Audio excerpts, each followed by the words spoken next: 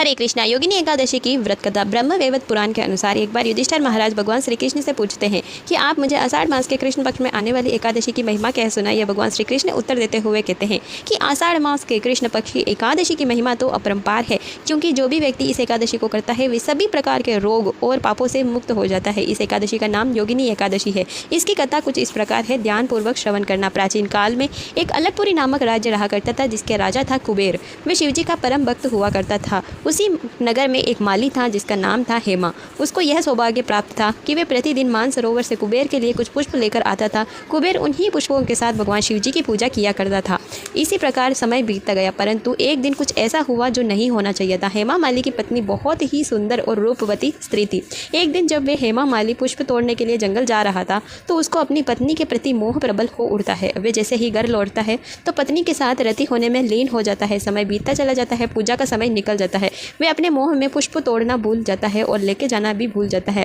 यह बात जब कुबेर को ज्ञात हुई तो उसे बहुत ज़्यादा क्रोधित हो उठता है, और जैसे ही माली देरी से पहुंचता है तो वे माली पर क्रोधित होकर कुछ इस प्रकार कहता है कि हे महापापी, तूने अपने कर्तव्य छोड़कर वासना में लीन होकर शिवजी की सेवा में बाधा डाली है। इसीलिए मैं तुम्हें श्राप देता हूँ कि तुम अपने पाप कर्म स्वरूप कुष्ठ रोग होकर जीवित ही नरक की यातनाएं भोगोगे। कुबेर का यह श्राप जैसे ही वाणी से छूटता है, हेमा माली का सुंदर स्वरूप एक कुष्ठ रोगी में परिवर्तित हो जाता है। वे नगर से निकाल दिया जाता है। वे दर दर की ठोकरें खाता भटकता फिरता है, जंगलों में, पर्वतों में, रेगिस्तान में। हेमा आखिर वो एक दिन भूखे प्यासे भटकते भटकते हिमालय के गुफाओं में जा पहुंचता है, जहां पर मार्तंड ऋषि का आश्रम उसे मिल जाता है। जो पहुंचते ही मार्तंड ऋषि के चरणों में गिर पड़ता है और कहता है कि हे तेजस्वी महर्षि, आपका स्वरूप देखकर तो ज्ञात होता है कि आप बहुत बड़े महर्षि हैं।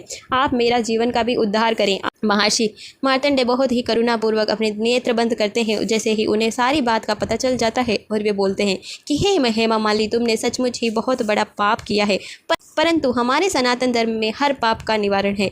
तुम अगर आषाढ़ मास के कृष्ण पक्ष की योगिनी एकादशी का व्रत नियम पूर्वक और पालन करते हो तो तुम्हारे सभी प्रकार के पाप और रोग नष्ट हो जाएंगे और तुम्हारी मुक्ति भी होनी निश्चित है। हेमा माली ने संकल्प और निष्ठा और भक्ति भाव से एकादशी का व्रत किया, और उसने जैसे ही द्वादशी के दिन व्रत का पालन करने लगा, जैसे ही चमत्कार हो गया। उसके को सड़े गले शरीर से जैसे बदबू आ रही थी। वे अत्यंत ही तेजस्वी और रूपवान शरीर में परिवर्तित हो गया। भगवान विष्णु की कृपा से उसे पहले जैसा स्वरूप फिर से प्राप्त हो गया। हरे कृष्णा। अगर आपको वीडियो पसंद आई हो तो मेरे चैनल को लाइक शेयर सब्सक्राइब ज़रूर करें। आप सभी को आने वाली योगिनी एकादशी की हार्दिक शुभकामनाएं।